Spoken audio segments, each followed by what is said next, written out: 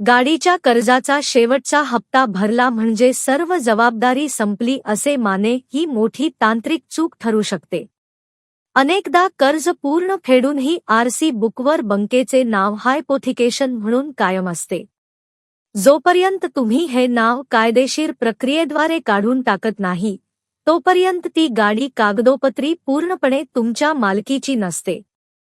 यामुळे भविष्यात गाडीची विक्री करताना किंवा विम्याचा दावा करताना मोठे कायदेशीर अडथळे निर्माण होऊ शकतात.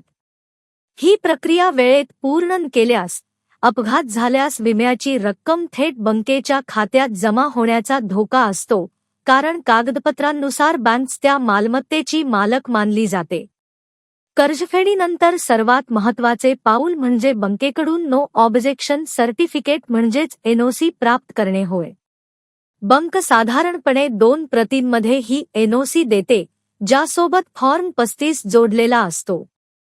लक्षात घेण्यासारखी बाब म्हणजे या एनओसीची वैधता केवळ 90 दिवसांची असते. त्यामुळे ही कागदपत्रे मिळाल्यावर विलंब न करता आरटीओ कार्यालयाशी संपर्क साधणे आवश्यक आहे. या प्रक्रियेसाठी गाडीचा वैध विमा, पीयूसी प्रमाणपत्र आणि मूळ आरसी बुक ही कागदपत्रे हाताशी असणे गरजेचे आहे.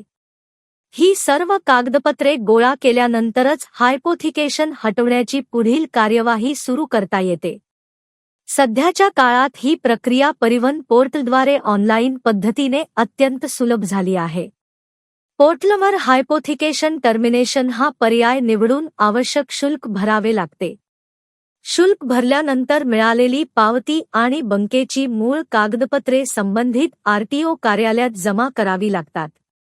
तिथे कागदपत्रांची पडताळणी पूर्ण झाल्यावर आरसी बुकवरील बँकेचे नाव अधिकृतपणे हटवले जाते. या प्रक्रियेनंतर काही दिवसांतच नवीन आरसी बुक तुमच्या नोंदणीकृत पत्त्यावर पोस्टाद्वारे पाठवले जाते, ज्यावर केवळ तुमचेच नाव मालक म्हणून नमूद असते. अनेक वाहनधारक केवळ आळसामुळे ही प्रक्रिया प्रलंबित ठेवतात, परंतु गाडीची पुनर्विक्री करताना यामुळे मोठे नुकसान सोसावे लागते. जुन्या आरसी बुकवर बँकेचे नाव असल्यास नवीन खरेदीदार ती गाडी विकत घेण्यास कचरतो किंवा किंमत कमी करतो. तसेच विम्याचे नूतनीकरण करतानाही तांत्रिक अडचणी येऊ शकतात. आर्थिक व्यवहारांची पूर्तता झाल्यानंतर कायदेशीर मालकी हक्क स्वतःच्या नावावर करून घेणे. हिंदी